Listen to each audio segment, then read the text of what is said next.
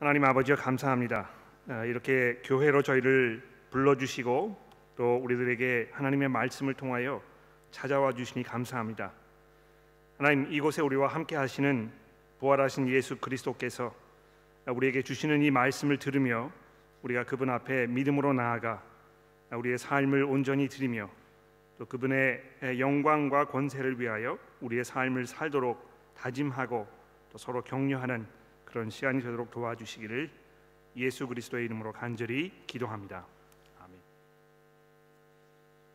아멘. 그리스도인으로서 누리는 그 특권 중에 여러 가지가 있습니다만 아마 우리가 중요하게 여기는 일이 무엇인지를 예수님께 말씀드리고 기도로 나아가는 그것이 하나가 아닐까 생각합니다. 정말 우리 삶에는 우리에게 소중하고 우리가 중요하게 여기는 그런 일들이 참 많이 있습니다. 또 그러한 일들이 점점 더 우리에게 소중하게 느껴질 때 우리가 더 간절한 마음으로 하나님 앞에 기도로 나아가게 되는 것입니다. 그런데 우리 중에는 예수께서 원하시고 바라시는 일이 무엇인지를 알아내려고 하는 사람들이 그렇게 많지 않은 것 같습니다. 그러니까 우리가 필요한 것이 무엇인지 하나님께 말씀드리는 것은 우리가 잘 하는데 예수께서 우리에게 바라시고 또 예수께서 하시려고 하는 일이 무엇인지를 깊이 생각해보고 그것을 알아내려고 하는 이런 일에 헌신되어 있는 사람들이 그렇게 많지 않다는 것입니다. 예수께서 이 땅에 오셨던 그 이유와 그분이 부활하셔서 하늘에 승천하셔서 하나님의 보좌 우편에 앉아 계시면서 지금 하고 계시는 그 일이 무엇인지, 그분이 이 땅에 이루시려고 하는 그 일이 무엇인지 이것을 깊이 생각하고 그것을 나의 삶의 목적으로 내 존재의 이유로 이렇게 이해하고 그것을 위하여 사는 사람들이 그렇게 많지는 않다는 것입니다. 그러나 우리 주님께서 어떤 일에 가장 큰 관심을 가지고 계시는지 이것을 아는 것, 또 나의 삶을 그분의 그러한 계획과 목적에 잘 맞추는 이 작업, 이것보다 더 우리에게 중요한 일이 또 있을까 이렇게 생각해 보는 것입니다.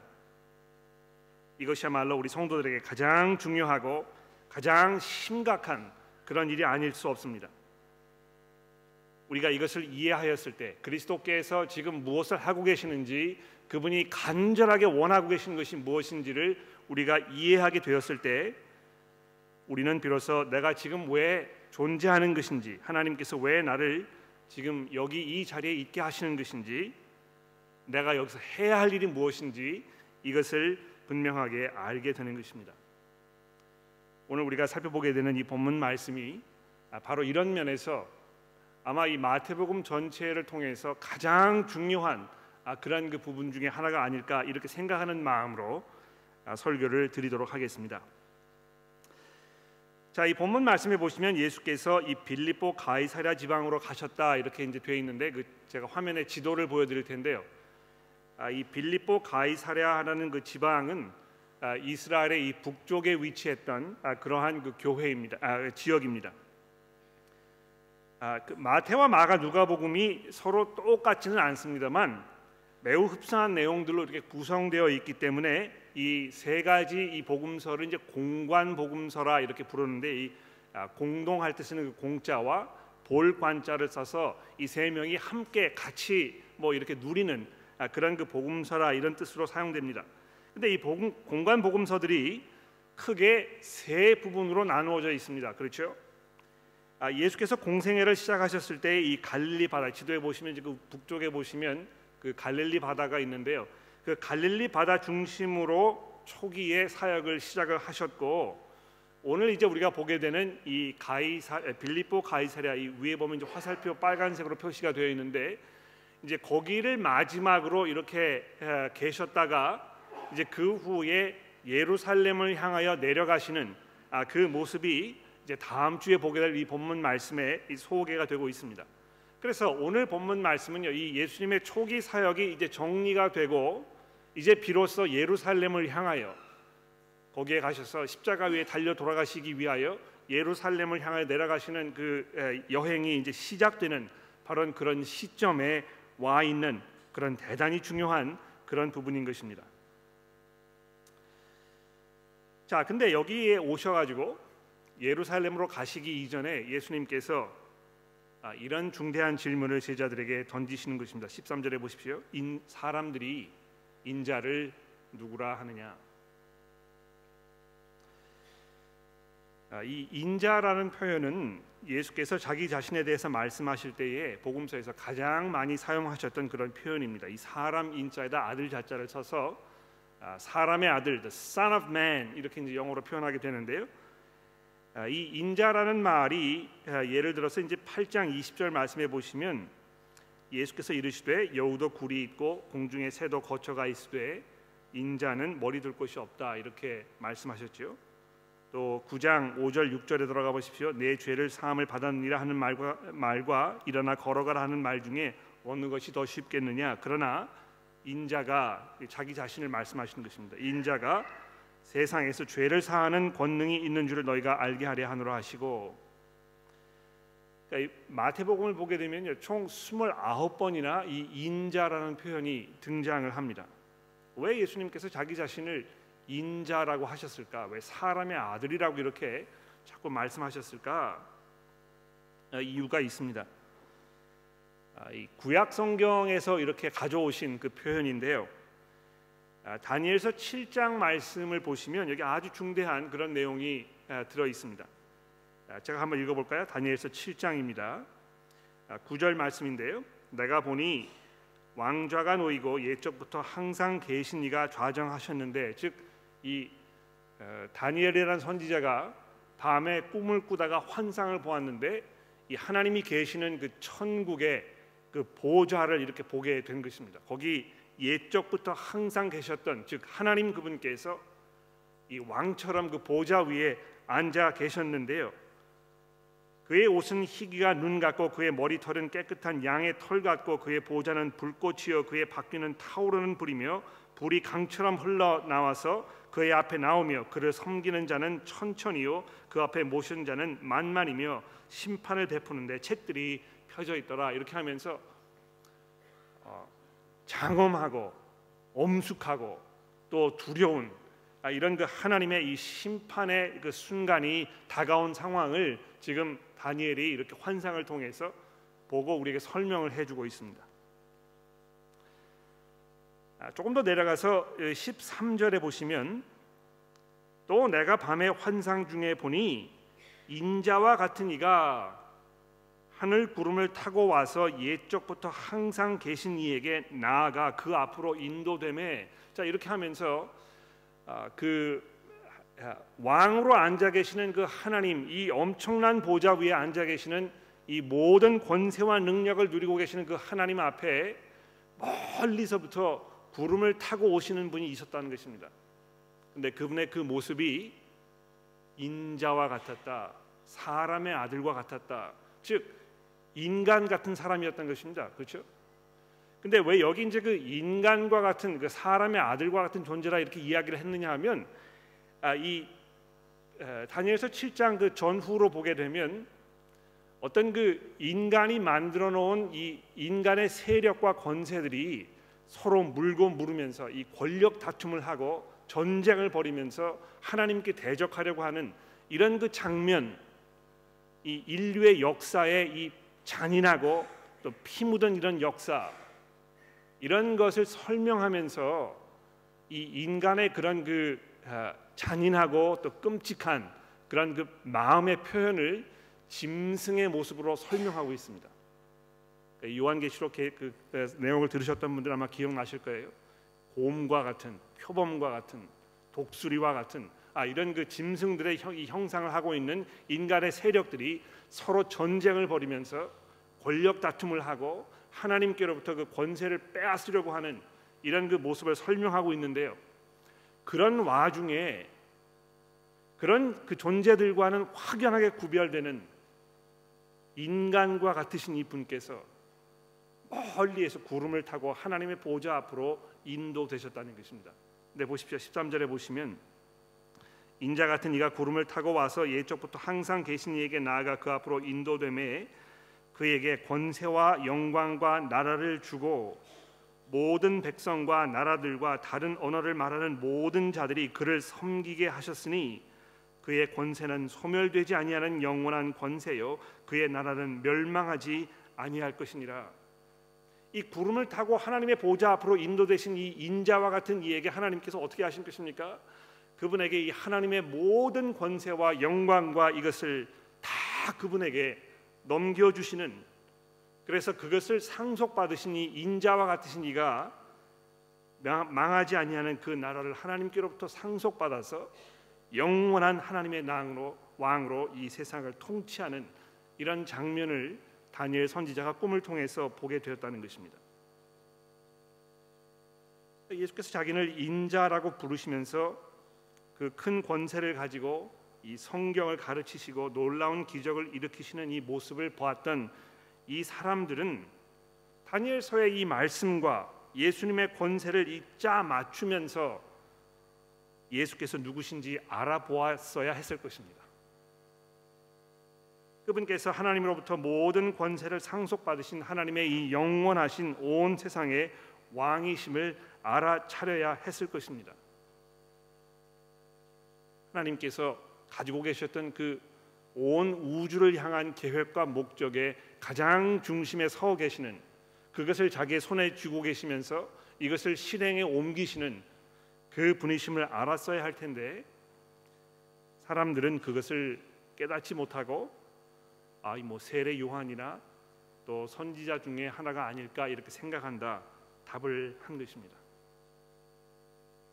그러니까 예수님께서 어떤 그 하나님의 이 경륜, 하나님께서 이 세상을 향해 하시기로 하시는 그 일에 어떤 그 한 부분을 담당하신 분이라고 사람들이 이해하고 생각한 것은 분명합니다만, 이분에게 이 모든 것에 이 열쇠가 주어져 있는, 바로 이분께서 핵심이 되시는 이런 분이라는 것에 대해서 잘 이해하지 못했던 것입니다. 자, 그런데 예수께서 뭐라고 물으십니까? 그럼 너희는 나를 누구라고 하느냐? 그때 베드로가 이렇게 대답하지 않습니까? 주는 그리스도시요 살아계신 하나님의 아들이십니다. 바로 이것이 이 마태복음이 여러분과 저에게 던져주려고 하는 이 가장 중요한, 우리 모두가 들어야 할 가장 중요한 메시지입니다. 그 다음 화면에 제가 이 단어 설명을 좀 해드렸는데요. 아마 잘 아실 거라고 생각합니다. 이 그리스도라는 말은 이 헬라어입니다. 이 신약 성경이 이제 헬라어로 써져 있는데, 이 헬라어 성경을 이렇게 쓰면서 이 성경의 저자들이 구약 성경에 등장하는 그 메시아라는 이 말, 이 구약 성경이 히브리어로 써져 있지 않았습니까? 그래서 이 히브리어로 써져 있는 이 메시아라는 단어를 신약 성경에 이렇게 번역을 할 때 그리스도라는 말을 선택해서 쓴 것입니다. 근데 이 메시아라는 말과 이 그리스도라는 말의 그 의미는 무엇입니까? 기름 부음을 받은 사람이라는 뜻입니다. 그렇죠? 이 구약 성경에 누가 기름 부음을 받았습니까? 하나님의 그 특별한 왕으로 선택받았던 사람들이 머리에 기름을 부음을 이렇게 받으면서 왕 위에 올라가게 되었는데, 바로 그 사람을 일컬어서 메시아라고 이렇게 부르는 것이고, 이 메시아가 신약 성경에서는 헬라어 단어로 그리스도라는 단어로 이렇게 표현되고 있는 것입니다.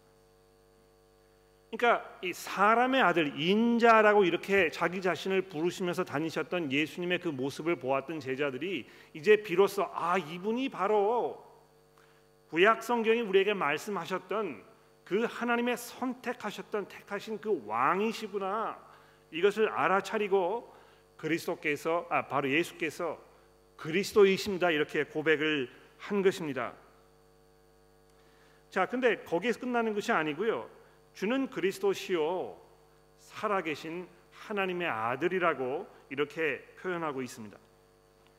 여기 하나님의 아들이라는 이 말씀도요, 구약 성경에 등장하는 굉장히 중요한 그 단어인데, 다음 화면에 보시면 시편 2편의 말씀을 제가 적어드렸습니다. 여기 보십시오. 하나님께서 이렇게 말씀하시는군요. 내가 나의 왕을, 여기 이제 그 왕이라는 이 단어가 이 메시아라는 단어입니다. 내 거룩한 산 시온에 세웠다 하시리로다. 내가 여호와의 명령을 전하노라. 여호와께서 내게 이르시되 너는 내 아들이라. 오늘 내가 너를 낳았도다. 내게 구하라. 내가 이방 나라를 내 유업으로 주리니 내 소유가 땅 끝까지 이르리로다. 내가 철장으로 그들을 깨뜨리며 질그릇같이 부수리라 하시도다. 여기 보십시오. 내 아들이라 이렇게 부르는 이 존재, 하나님께서 자기의 이 왕으로 삼으신 이 존재, 이 어떤 존재입니까? 하나님께서 이 이방 나라를 다 기업으로 주시는, 그래서 이 온 세상을 소유하고 있는 이 하나님의 왕, 이것을 말하는 것입니다. 이 왕께서 이 온 세상을 철장으로, 이 그 힘과 또 권세의 상징으로 여겨지는 이 철장으로 그들을 다 무찌르시고 항복시키시는 이런 분이라고 얘기하고 있습니다. 그래서 이 10절에 내려가 보시면 뭐라고 얘기합니까? 그런즉 군왕들아, 너희는 지혜를 얻으며 세상의 재판관들아, 너희는 교훈을 받을지어다. 여호와를 경외함으로 그를 섬기고 떨며 즐거워할지어다. 그의 아들에게 입 맞추라. 제가 일부러 빨간색으로 그의 아들이라 하는 이 말에 그 표현을 해놓았는데요. 하나님께서 선택하셨던 이 하나님의 아들이라고 불리는 이 기름 부음을 받은 이 메시아, 이 왕 그리스도, 이분께서 이 온 세상의 주인이시며 온 세상을 통치하고 계시며 모든 세상이 그분의 무릎 앞에 무릎을 꿇어야 하는 이런 분이심을 구약 성경이 증거하고 있다는 것입니다. 베드로가 주는 그리스도시요 살아계신 하나님의 아들이십니다라고 이렇게 고백하였을 때, 이제 이 모든 어떤 그 퍼즐 조각들이 다 들어맞으면서 그리스도 바로 당신께서 바로 그분이시군요. 이제야 제가 알겠습니다. 예수님께서 지금까지 하셨던 그 말씀과 예수님께서 하셨던 그 모든 기적들이 바로 그것을 의미하는 것이었군요. 이렇게 지금 베드로가 고백하고 있지 않습니까? 근데 그거 보십시오. 예수님 뭐라고 말씀하십니까? 이것을 내게 알게 한 것은 내 혈육이 아니요, 즉 내가 내 힘으로, 인간의 힘으로 이것을 이해하고 알게 된 것이 아니고 내 아버지께서 내게 알게 하신 것이다. 굉장히 중요한 말씀인 것 같아요. 그렇지 않습니까? 예수 그리스도 그분이 누구이신가, 이것을 사람이 어떻게 깨달을 수 있겠습니까? 아무리 지혜가 많고 아무리 공부를 많이 하였고 아무리 현명하고 많은 인생의 경험을 쌓았고 이렇게 해서 지식이 많은 이런 사람들도 예수 그리스도께서 바로 이 하나님의 아들이심을 고백하는 것은 아주 어려운 일입니다. 그렇지 않습니까? 사람의 힘으로 이것을 알 수가 없습니다. 우리의 이 힘만으로는 그리스도 예수 그분께서 그리스도라이시라는 이 결론에 도달할 수 없다는 것입니다. 우리가 뭘 해야 되겠습니까? 주변에 믿지 않는 분들, 우리 식구들을 생각해 보십시오. 내 남편, 내 자녀들, 내 부모님들, 또 일가 친척 여러분들 중에 내가 그토록 오랫동안 예수에 대해서 증거하고 설명하였지만 잘 이해하지 못하시는 이분들이 왜 이럴까? 왜 이것을 이해하지 못하는 것일까? 나에게 이렇게 자명하고 분명한 이 사실을 왜 이 사람들은 이해하지 못하는 것일까? 이해하지 못하는 것이 당연합니다. 그렇지 않습니까? 왜 그런 것입니까? 이것을 알게 하시는 이가 하나님이시기 때문에 그런 것입니다. 그러니까 우리가 기도해야 되겠죠. 하나님, 이 사람이 지금 예수께서 그리스도이심을 알지 못하지만 제발 하나님 이 사람을 불쌍히 여기시고 그것을 알도록 도와주십시오. 이 전도하는 데 있어서 가장 중요한 것이 무엇이겠습니까? 같이 기도하는 것입니다. 자, 근데 예수님께서 이제 그 오늘 본문 말씀에 이제 중요한 말씀을 하고 계시는데 뭐라고 하십니까? 18절에 보십시오. 또 내가 내게 이르노니 너는 베드로라. 내가 이 반석 위에 내 교회를 세우리니 음부의 권세가 이기지 못하리라. 내가 천국의 열쇠를 내게 주리니 내가 땅에서 무엇이든지 매면 하늘에서도 매일 것이요 내가 땅에서 무엇이든지 풀면 하늘에서도 풀리리라. 제가 처음에 설교를 시작하면서 여러분에게 말씀드렸죠. 오늘 본문 말씀이 예수께서 중요하게 여기시는, 그분이 하시고자 하는 그분의 그 사업의 핵심 내용, 이것을 말씀하고 있다고 말씀을 드렸는데 바로 여기 있습니다. 예수께서 지금 무엇을 하고 계시는 것입니까? 그분의 교회를 세우고 계신다는 것입니다. 바로 이것이요, 예수께서 지금 부활하신 예수께서 하나님의 보좌 우편에 앉으셔서 이 세상을 향하여 하고 계시는 그분의 사업인 것입니다. 내가 내 교회를 세울 것이다.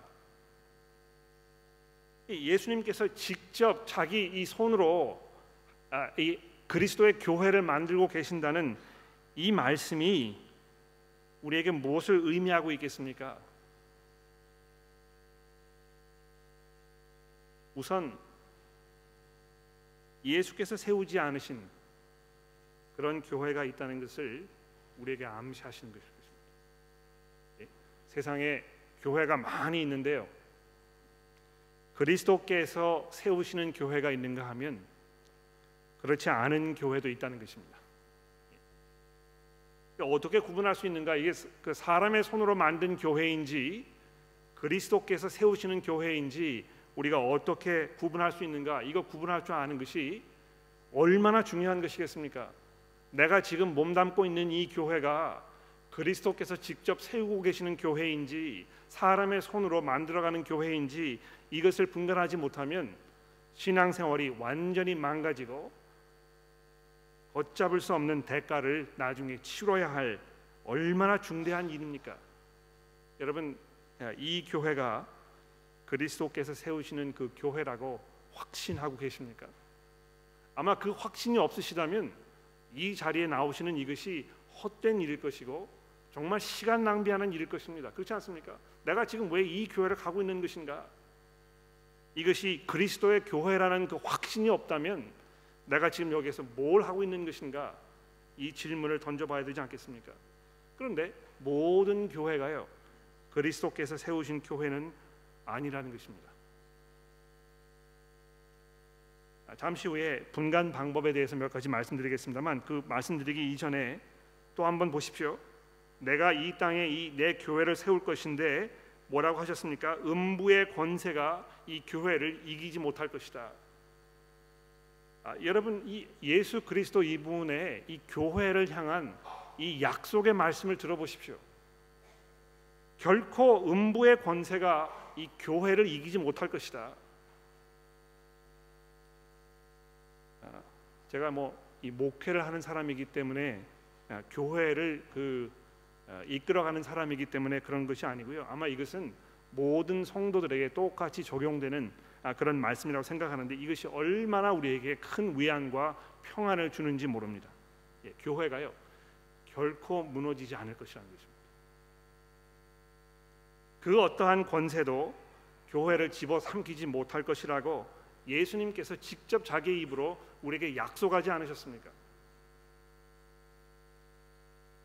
사실 지금 현재 우리 사회를 보면 예수님의 이러한 약속이 허튼 약속이었던 것처럼 이렇게 느껴질 수 있습니다. 그렇죠?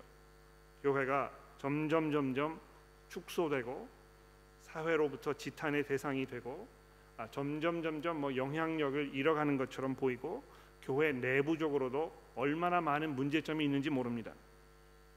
그러니까 내가 예수는 믿지만 나는 교회를 안 다닌다 이렇게 얘기하시는 분들이 굉장히 많지 않습니까? 뭘 얘기하는 것입니까? 교회가 교회로서의 역할을 못 하고 있기 때문에 이 그 깊은 실망감 이런 것에서 나는 이제 등을 돌렸다 이렇게 얘기하시는 분들이 굉장히 많은 것입니다. 또 실제로 교회에 적을 두고 계시는 분들도요, 교회를 별로 그렇게 중요하게 그렇게 여기지는 않는 것 같습니다. 교회 내가 그냥 시간 되면 가고 또 내가 하고 싶은 마음이 있으면 하고, 그러나 내 마음에 들지 않거나 이러면 내가 떠나버리고 다른 데로 가고, 마치 이 그 쇼핑센터를 찾아다니면서 내 마음에 드는 쇼핑센터를 고르는 이 작업인 것처럼 이렇게 생각하는 이런 경우가 많지 않습니까? 그러나 이 교회가 여기 말씀하는 이 교회가요, 예수 그리스도 그분께서 세우시는 이 교회라는 그분의 이 헌신된 그 말씀을 잘 들어보십시오. 내가 어떤 마음으로 교회를 대해야 할 것인가, 내가 어떤 마음으로 교회를 찾아가야 할 것이며, 내가 교회에 갔을 때에 내가 어떻게 해야 될 것인가, 이것을 잘 들어보십시오. 내가 내 교회를 직접 내 손으로 내가 세워갈 것이다 얘기하시는 이 예수 그리스도 그분의 말씀을 잘 들어보시라는 것입니다. 얼마나 많은 교회가 사람의 방법으로 그저 좋은 결과를 낼 수 있는 것처럼 보이는 어떤 그 합리적이고 실용적인 이런 방법으로 교회를 이끌어 나가고 있는지 모릅니다. 그러니까 이 금방 가시적인 결과가 나타나지 아니하면 이제 그렇게 하지 말고 다른 방법으로 해보자.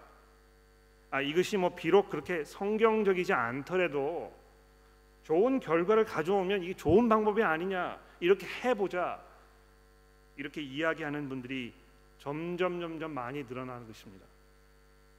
그러나 예수께서 뭐라고 말씀하십니까?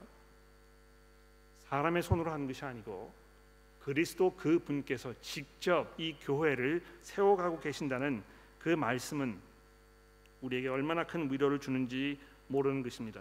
자, 근데 이 교회를 예수께서 세워가시는데요, 어디에다 세워가신다고 얘기하고 있습니까? 내가 이 반석 위에 세울 것이라 이제 이렇게 이야기했지 않습니까?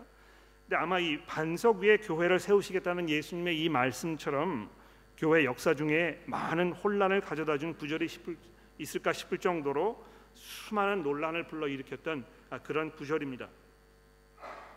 특히 이 개신교와 로마 가톨릭 교회 사이에 논쟁의 어떤 그 핵심 중에 하나가 아닐까 이렇게 생각할 수 있는데요. 이 반석 위에 내 교회를 세울 것이다 하는 이 반석이라는 표현이 과연 누구를 혹은 무엇을 말하는 것인지, 여기에 대한 이 논쟁이 이 로마 가톨릭 교회와 개신교 사이에서 수도 없이 지금도 진행이 되고 있는 것입니다. 물론 로마 가톨릭 교회는 이 반석 위에라는 이 말이 예수님의 제자였던 베드로를 의미하는 것이고, 그 후에 그의 대를 잇는 모든 교황들을 의미하는 것이라고 이렇게 주장합니다. 근데 이러한 논란이 생긴 이름 이유 중에 하나는요, 제가 화면에 보여드렸는데, 이 베드로라 하는 그 이름과 이 반석이라 하는 이 이름이 굉장히 흡사하기 때문에 생긴 오해라고 생각합니다. 베드로라는 말은 이제 그 헬라어로 페트로스 이렇게 이제 얘기를 하는데요, 거기에서 이제 그 베드로라는 말이 온 것입니다. 근데 이 반석이라는 말은 페트라 이렇게 되어 있습니다. 페트로스와 페트라는 말이 굉장히 비슷하죠. 그래서 예수님께서 지금 이 페트라, 이 반석이라는 말을 쓰시면서 은유적으로 이 베드로를 말하는 것인가 보다, 이렇게 사람들이 이제 결론을 내리는 것입니다. 근데 몇 가지 제가 예를 들어보죠. 다음 화면에 보시면 에베소서 2장 말씀 제가 올려드렸는데요, 여기 보시면 교회가 베드로 한 사람의 터 위에 세워지지 아니하고 모든 사도들과 선지자들의 터 위에 세워졌다 이렇게 얘기합니다. 그러므로 이제부터 너희는 외인이 아니요 나그네도 아니며 오직 성도들과 동일한 시민이요 하나님의 권속이라. 너희는 사도들과 선지자들의 터 위에 세우심을 입은 자들이라. 이 교회에 대해서 이야기하면서 이 베드로뿐만이 아니고 하나님의 말씀을 이 백성들에게 가져다 주었던 이 모든 사도들과 선지자들의 터 위에 세워졌다고 이야기하는 것입니다. 예수께서 이 베드로 개인을 염두에 두셨다면 더더욱 분명하게 너는 베드로라, 내가 너 위에, 이 반석이라는 말 대신에 너 위에 내가 내 이 교회를 세울 것이다 이렇게 얘기하셨으면 그럼 아무런 문제가 되지 않겠죠. 그러면 이 반석이 예수님께서 지금 얘기하는 것은 이 베드로를 말하는 것이 분명하다 결론적으로 내릴 수 있었을 것입니다. 그러나 그렇지 않다는 것입니다. 더군다나 이 구절은요, 로마 가톨릭 교회가 주장하는 것처럼 교황의 계승에 관하여 아무런 언급이 없다는 점을 기억할 필요가 있습니다. 그러니까 이 로마 가톨릭 교회가 이 교황을 하나님 예수님께서 이 베드로를 교황으로 세우신 후에 계속 뒤를 잇도록 이렇게 조치하셨다 하는 그 아이디어를 어디에서 가져왔는지 도무지 알 수가 없습니다. 그냥 만들어낸 것이거든요. 또한 이 로마 가톨릭 교회는요, 이 교황 무오설, 즉 교황이 내리는 결정은 절대로 오류가 있을 수 없다는 주장인데요. 이것을 이 본문 말씀 이것을 통해서 지금 주장하고 있습니다. 그러나 본문 어디에도 베드로가 이 오류가 없는 그러한 완벽한 존재라는 말씀에 대해서 언급하고 있지 않습니다. 오히려 다음 주에 보겠습니다만 예수께서 베드로를 향해서 뭐라고 말씀하셨습니까? 사탄아 물러가라. 그래서 이것이 이 베드로 그 개인을 이야기하는 것이다 하는 그 말에는 도무지 설득력이 없다고 생각합니다. 대부분의 개신교 교회들은요, 이 반석 위에라는 이 표현이 베드로의 신앙 고백을 말하는 것이라 이렇게 이제 이해합니다.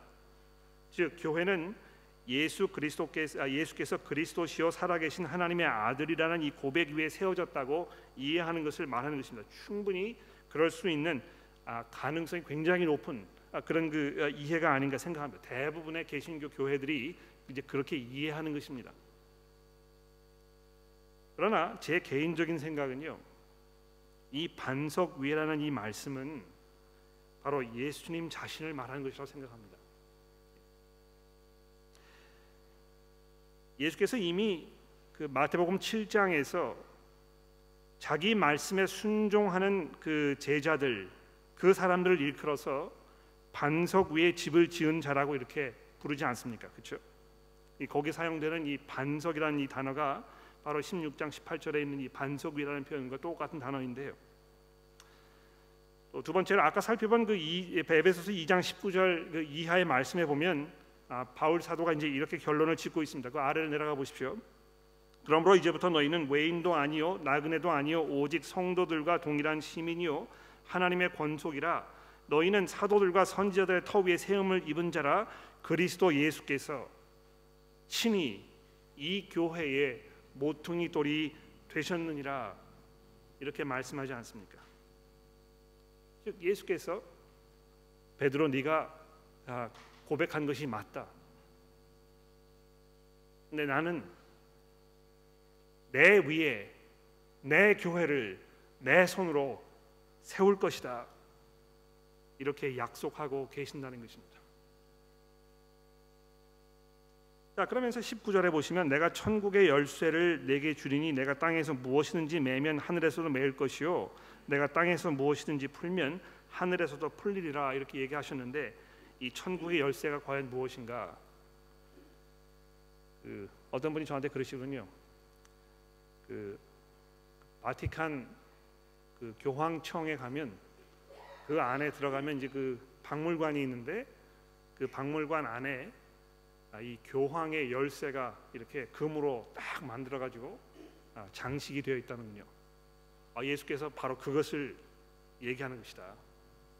교황에게 뭐 그 서울 시민이 되면 무슨 서울의 열쇠를 준다고 이제 그러지 않습니까?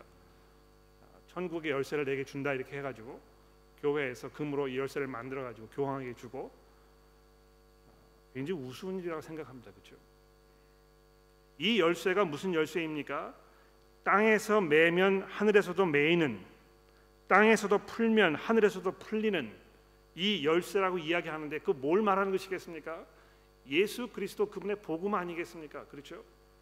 복음을 듣는 사람들이 그것을 듣고 어떤 결정을 내리는가에 따라서 이 사람이 천국의 시민이 될 수도 있고 하나님의 영원한 심판의 대상인 이 지옥에 떨어질 수 있는 이 사람이 될 수 있다는 것입니다. 그리스도께서 제자들에게 베드로에게 천국의 열쇠를 주시면서 내가 이 열쇠를 가지고 사람들을 만났을 때 그 사람의 영원한 이 종착역이 결정되는 그 결정권을 내가 너에게 줄 것이다. 이렇게 이야기하는 것입니다. 여러분과 제가요, 그리스도의 복음을 사람들에게 나눌 때 그리스도께서 그리스도시요 부활하신 하나님의 아들이라고 이렇게 증거하는 그 증거를 통해서 이 천국의 문이 열리고 닫히는 그 엄청난 사건이 지금 벌어지고 있다는 것입니다. 결론을 내리겠습니다. 여러분과 저는 천국의 열쇠를 쥔 사람이라고 말할 수 있습니다. 이 천국의 열쇠가 예수께서 이 제자 베드로에게 이렇게 주셨는데 18장 18절로 넘어가 보시면 예수께서 또 이렇게 얘기하셨습니다. 거기 이제 제자들 다 불러 모아 놓으시고 얘기하셨는데요. 내가 진실로 너희에게 이르노니 무엇이든지 너희가 땅에서 매면 하늘에서도 매일 것이요 무엇이든지 땅에서 풀면 하늘에서도 풀리리라. 내가 진실로 너희에게 이르노니 너희 중 두 사람이 땅에서 합심하여 무엇이든지 구하면 하늘에 계신 내 아버지께서 그들을 위하여 이루게 하시리라. 두세 사람이 내 이름으로 모인 곳에는 나도 그들 중에 있느니라. 그러니까 이러한 그 놀라운 특권이요, 예수 그리스도의 이름을 부르는 그 사람들에게, 즉 그리스도의 복음을 믿음으로 고백하고 거기에 의지하고 이것을 선포하는 모든 사람들에게 동일하게 주어졌다는 것입니다. 그런 면에서 여러분과 제가 이 천국의 열쇠를 쥐고 있는 그 사람들의 일부분이라고 얘기할 수 있습니다. 우리가 어떻게 해야 되겠습니까? 우선 교회에 대한 생각들 몇 가지 말씀드릴까요? 교회를 가볍게 여기지 않는 것입니다. 왜 그렇습니까? 그리스도께서 세우시는 곳이기 때문에. 그리스도께서 만들어 가시는 이 일이라면 거기에 우리가 어느 정도 얼마만큼의 헌신을 내가 거기에 할 것인가, 이것을 우리가 생각해 봐야 될 것입니다. 지금 내가 하고 있는 그 일, 나의 사업, 여기에 지분이 뭐 한 70% 정도 이렇게 가 있을 것입니다. 또 뭐 좀 가족을 소중하게 여기시는 분이라면 뭐 내 사업의 한 40%, 내 가족의 뭐 한 40%, 또 그 이외에 무슨 뭐 다른데 한 20% 이렇게 나눠 있을지 모르겠죠. 그러나 부활하신 그리스도께서 지금 이 온 세상을 향하여 가지고 계시는 이 목적이 교회를 세우시는 그 사업이라면 우리는 거기에 우리의 모든 것을 다 걸어야 할 것입니다. 여러분과 제가 존재하는 그 이유와 목적이 무엇입니까? 그리스도께서 교회를 세우시기 때문에 내가 그 일에 동참하기 위하여 하나님께서 여러분과 저에게 지금 이 땅에서 존재하도록 허락하셨다는 것입니다. 여러분의 가진 모든 것들을 이 교회를 세우는 일에 거십시오. 그것은 정말 가치 있는 일이고 우리에게 가장 소중한 일이며 우리가 희생에 희생을 하여도 충분하지 않은 이런 놀라운 하나님의 이 일일 것입니다. 그런데 이 교회는요, 건축가이신 그리스도께서 그려놓으신 그 도면대로 그것을 지어가는 여러분과 제가 만드는 이 교회입니다. 그렇죠? 이것은 그저 이 건물을 얘기하는 것이 아닙니다. 얼마나 많은 현대 교회들이 수많은 이 재정적 자원을 투자하여 이 그 건물을 짓는데 많은 에너지를 쏟고 있습니까? 그러나 예수께서 말씀하셨잖아요. 교회라는 것이 무엇입니까? 내 이름을 부르는 그 사람들, 그리스도께서 이 온 세상의 주이심을 고백하는 그 사람들의 이 집합, 단체, 이것을 말하는 것입니다. 그래서 이 교회를 세우시겠다고 예수님 말씀하셨을 때 그 신앙을 고백하고 이 교회의 일원으로 자기 스스로 생각하며 이 하나님의 영원한 나라에서의 시민권을 얻어가는 그 사람들의 이 숫자가 점점 늘어가는, 그것을 이야기하는 것이 아니겠습니까? 우리가 알고 있는 이 지교회, 이 지교회는 여러 면에서 불완전하고 또 일시적인 그런 모습들을 많이 하고 있습니다. 우리가 예상치 못한 방법으로 교회가 다 흩어지기도 하고 또 사라져버리기도 하고 또 뭐 어떤 사람이 목회를 하는가에 따라서 교회의 어떤 그 성향, 성격 이런 것이 쉽사리 바뀔 수도 있고 교회 안에서 벌어지는 어떤 그 관계의 어려움 때문에 교회가 교회로서의 역할을 잘 감당하지 못하는 이런 불완전하고 불합리한 이런 모습들을 그저 가지고 있을 것입니다. 그러나 그리스도께서 세우신 이 교회, 그분을 주로 고백하고 그분 앞에 두려움과 떨림으로 그분을 향한 헌신으로 사랑으로 나아가는 이 성도들의 이 모임, 이것은 결코 흔들리거나 사라지지 않을 것입니다. 그 안에 모여있는 성도들에게 그리스도께서 얼마나 놀라운 권세를 주셨습니까? 너희가 복음을 선포할 때 너희 안에서 하나님의 말씀이 나누어져지고 거기에 대한 이 헌신과 믿음과 회개와 순종의 이 변화가 일어나게 되었을 때에 너희가 땅에서 매는 이것이 하늘에서도 매일 것이요 땅에서 푸는 것이 하늘에서도 풀려질 것이다. 그러면 여러분, 이 복음 전하고 복음 선포하는 이 일에 우리가 헌신해야 할 것입니다. 바로 그것이 여러분과 제가 이 땅에 존재하는 목적이고 예수께서 우리를 이 자리로 부르신 그 이유임을 믿음으로 고백하시게 되기를 간절히 기도합니다. 기도하겠습니다.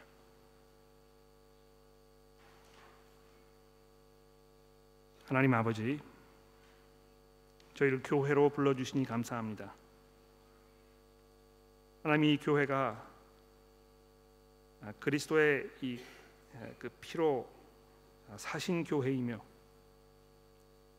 그리스도께서 손수 세워가시는 그 교회이며 그리스도께서 그 말씀으로 다스리는 그런 곳임을 기억합니다. 하나님이 놀랍고 엄청난 자리에 저희를 불러주셨으니 저희가 믿음과 겸손으로 그 앞에 나아가게 하시고 지금 이 자리에 우리와 함께 하시는 예수 그리스도 그분 앞에 우리 삶의 모든 것들을 넘겨드리도록 우리 모두를 인도하여 주옵소서.